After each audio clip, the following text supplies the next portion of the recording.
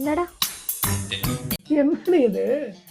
இன்னைக்கு பொங்கல்ல, அதனால காரத்தையும் பொங்கலையும் போட்டு உனக்கு பிடிக்குமேனு கார பொங்கல் செஞ்சு எடுத்துட்டு வந்திருக்கேன். கார பொங்கலா? ஆமா. ஏய் சாப்பிடலாமா? என்ன வச்சு காமெடி கிமெடி பண்ணலையே. ஏய் சாப்பிடுறா, உனக்காக தானே நான் டிஃப்ரெண்டா டெய்லி ஏதாவது செஞ்சு கொடுக்குறேன். சரி சரி சரி சரி சரி சாப்பிட்றேன். சாப்பிட்டு சொல்லு. இது